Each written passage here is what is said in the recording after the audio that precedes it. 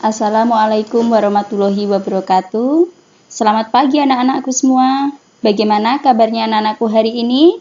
Bu Guru doakan anak-anak selalu dalam keadaan sehat walafiat dan tetap semangat ya.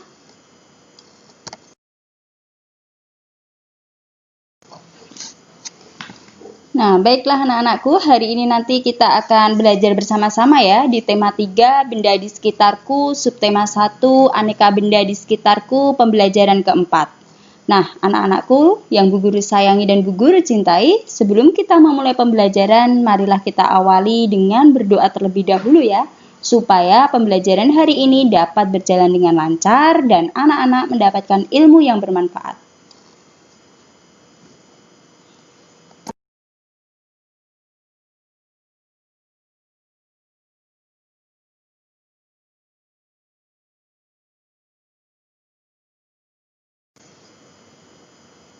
Sebelum masuk ke materi pembelajaran, Bu Guru akan menyampaikan terkait dengan tujuan pembelajaran. Tujuan pembelajaran yang pertama adalah setelah dibimbing melalui media daring, siswa dapat mengidentifikasi informasi tentang bahan pembentuk benda yang terbuat dari plastik. Tujuan yang kedua, setelah dibimbing melalui media daring, siswa dapat menggambarkan kondisi sampah plastik dalam bentuk tulisan dengan tepat. Tujuan yang ketiga, setelah menuliskan pengalaman bermusyawarah, siswa dapat menjelaskan arti penting dari bermusyawarah dengan tepat. Kemudian tujuan yang terakhir, setelah dibimbing melalui media daring, siswa dapat menjelaskan cara memainkan bola tangan.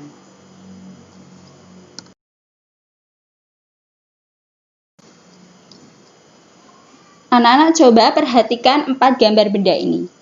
Yang pertama itu gambar apa anak-anak? Yang pertama itu adalah gambar ember. Yang kedua ini adalah gambar gayung, yang ketiga adalah gambar serokan sampah, dan yang keempat itu adalah gambar payung. Nah, pertanyaannya Bu Guru, keempat gambar ini kira-kira terbuat dari apa ya?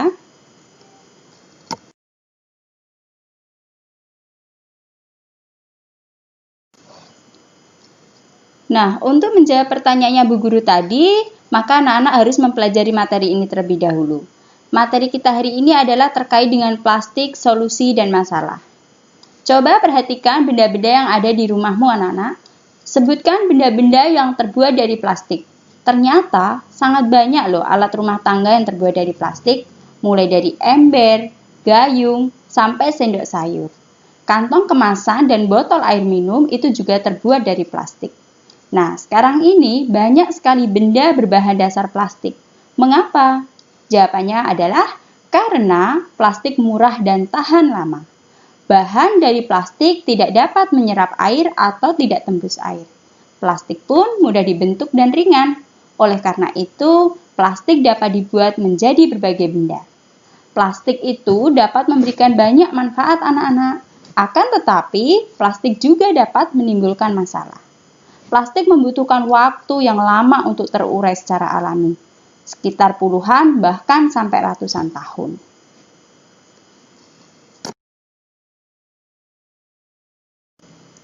Sekarang kita akan memperhatikan tabel berikut ini ya anak-anak.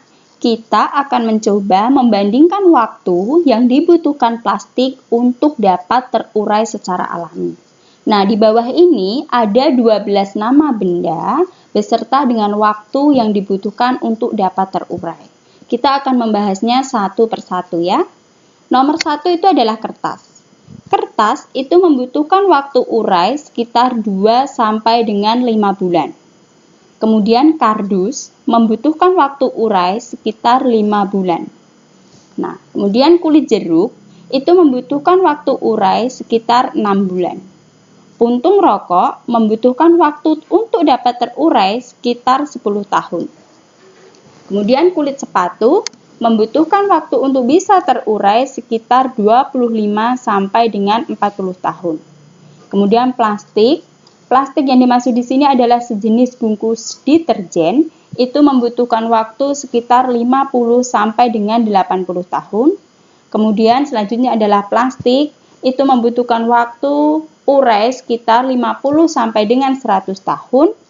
Kemudian kaleng soft drink yang terbuat dari aluminium itu membutuhkan waktu urai sekitar 80 sampai dengan 100 tahun. Kemudian aluminium membutuhkan waktu urai sekitar 80 sampai dengan 100 tahun. Baterai membutuhkan waktu urai sekitar 100 tahun. Kantong plastik atau tas kresek itu membutuhkan waktu urai sekitar 10 sampai 20 tahun. Nah, yang terakhir ini styrofoam itu ternyata tidak dapat diuraikan. Wah, kira-kira bumi yang kita cinta ini mau jadi apa ya anak-anak ya?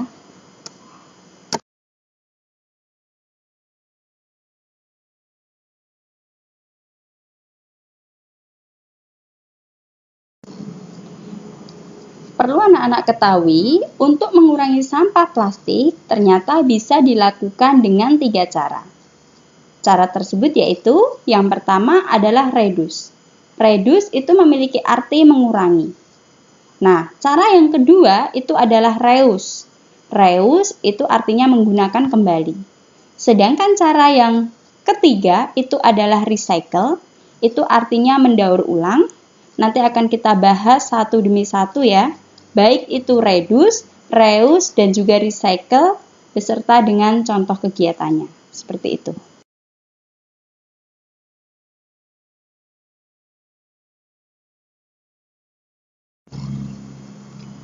Langkah yang pertama tadi adalah reduce. Reduce itu adalah mengurangi penggunaan plastik. Nah, contohnya ketika kita sedang berbelanja, sebaiknya kita membawa tas belanja sendiri, sehingga tidak perlu menggunakan plastik lagi. Nah, contoh yang kedua, mungkin ketika anak-anak berangkat sekolah, silahkan membawa bekal minuman sendiri dari rumah, yang sudah ada tempat minumnya. Jadi otomatis anak-anak di sekolah tidak akan membeli minuman lagi. Nah, dari situ anak-anak sudah membantu mengurangi penggunaan plastik.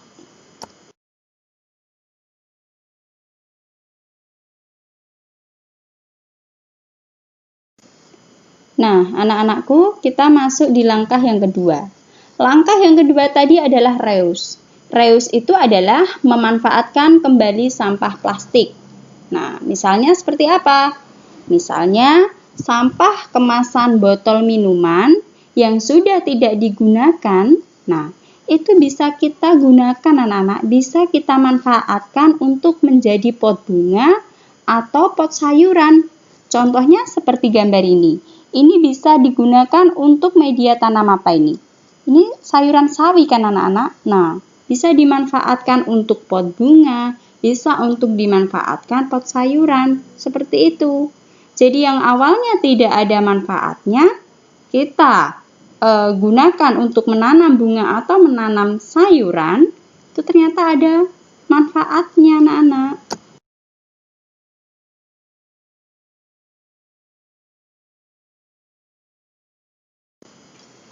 Langkah yang ketiga tadi adalah recycle. Recycle tadi memiliki pengertian apa anak-anak? Recycle itu memiliki pengertian daur ulang sampah plastik. Nah, biasanya daur ulang ini akan dilakukan di pabrik. Sampah plastik akan diolah menjadi barang baru yang dapat dimanfaatkan lagi. Contohnya seperti tas, terus bunga hias, seperti itu. Jadi yang awalnya sampah plastik, kemudian didaur ulang dan menjadi barang baru yang bisa dimanfaatkan, seperti itu.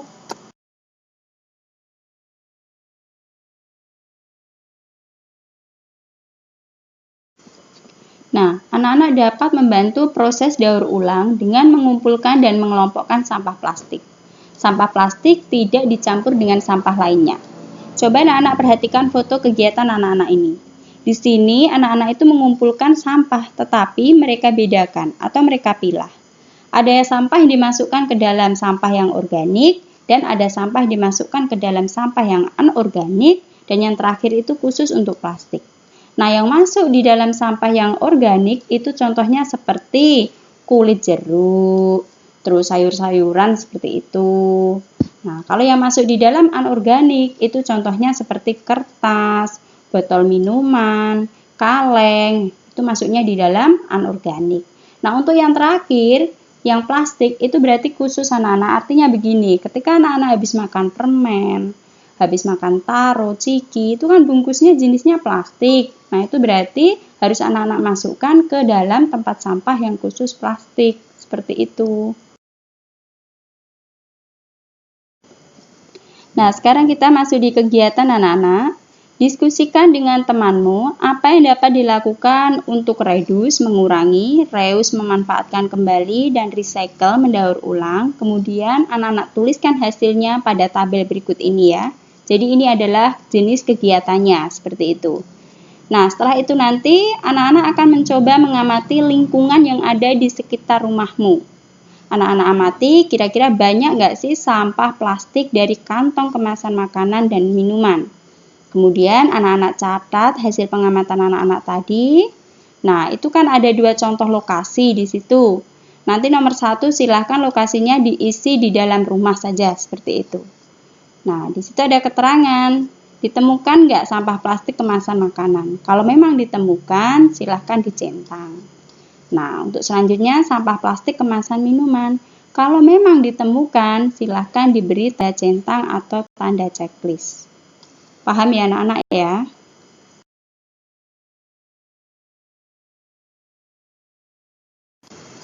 Nah, kegiatan selanjutnya adalah bermusyawarah. Silahkan anak-anak bermusyawarah, bisa bersama dengan teman-temanmu yang dekat dengan rumah, atau bisa dengan anggota keluargamu. Nah, bermusyawarahlah terkait dengan cara mengurangi sampah plastik, baik di lingkungan sekolah ataupun di lingkungan sekitar rumahmu. Ketika anak-anak sudah selesai nanti, silahkan anak-anak menuliskan hasil musyawarahnya pada kolom yang sudah disediakan ini ya. Nah, itu nanti anak-anak misal nomor 1. Misal bunga ya, pendapatnya kita harus membuang sampah di tempat sampah supaya lingkungan selalu tampak bersih. Boleh. Untuk nomor 2, mungkin pendapatnya Adi bagaimana? Silahkan, nanti dilanjutkan sampai selesai ya. Anak-anak perlu tahu bahwa plastik itu tidak hanya digunakan untuk membuat perabotan dan kantong kemasan.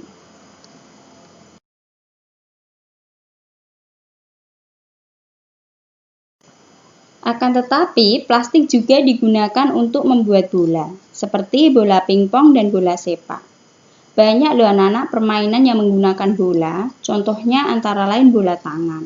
Nah, bola tangan itu dibuat juga melalui plastik.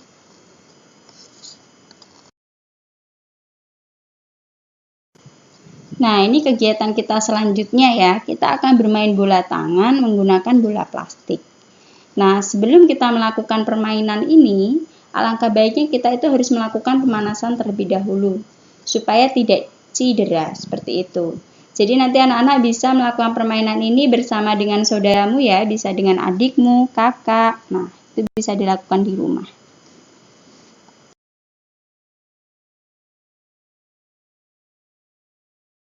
Nah, Nana, setelah kita mempelajari terkait dengan plastik solusi dan masalah, maka kita harus bisa menarik kesimpulan pembelajaran pada hari ini. Kesimpulannya adalah, plastik itu merupakan bahan yang sulit terurai, sehingga kita harus bisa bijak dalam penggunaannya.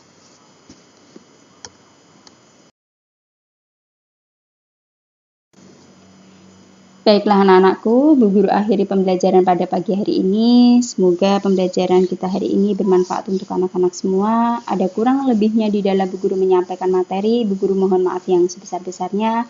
Akhir kata, wassalamualaikum warahmatullahi wabarakatuh.